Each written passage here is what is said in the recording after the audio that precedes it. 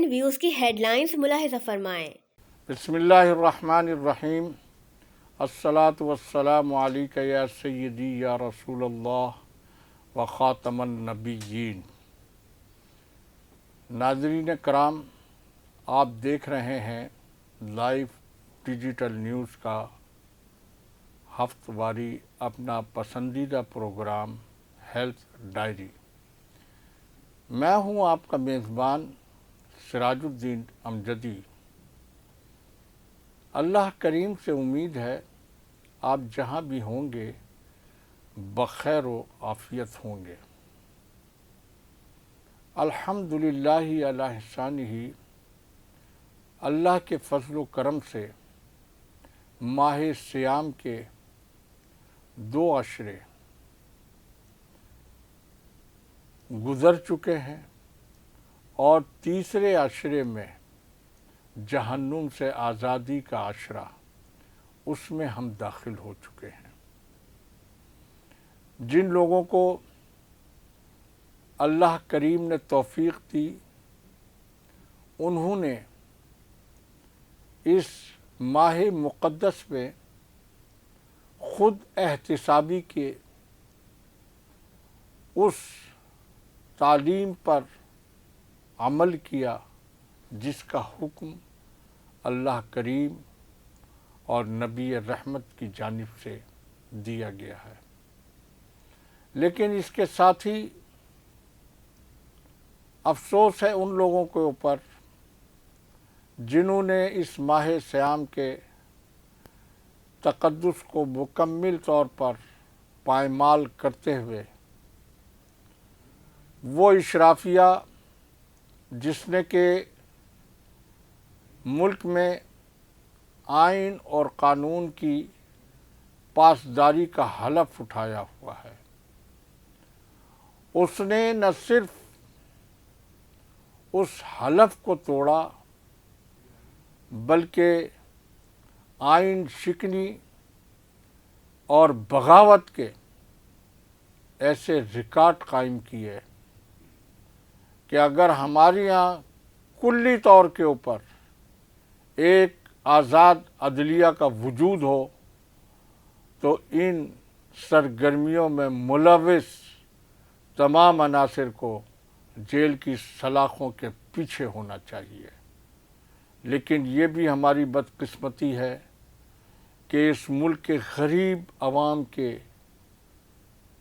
خزانے کو لوٹنے والے لوگوں کو بھوک اور افلاس کے دلدل میں دھکیل کر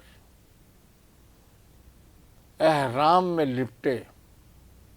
نہ جانے کس طریقے سے وہ حرم میں عمرہ کرنے پہنچے ہیں، اور ان کے ملک کے عوام خوراک سے اور دوا سے ان کی پالیسیوں کی وجہ سے محروم ہیں۔ ملک میں جو کچھ صورتحال ہے، ایک غریب اور عام آدمی کا جینا اور سانس لینا مشکل بن چکا ہے، اور ایسے میں وفاقی وزارت صحت پاکستان اور صوبوں کی وزارت صحت میں جو کچھ ہو رہا ہے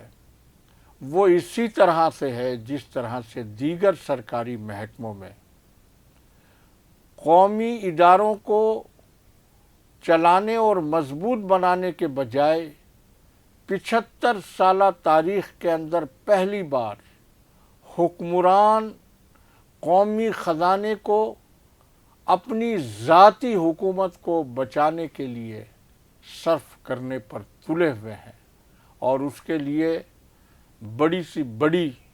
آئین شکنی اور قانون شکنی کی جا رہی ہے، بلکہ ملک کے آئین کو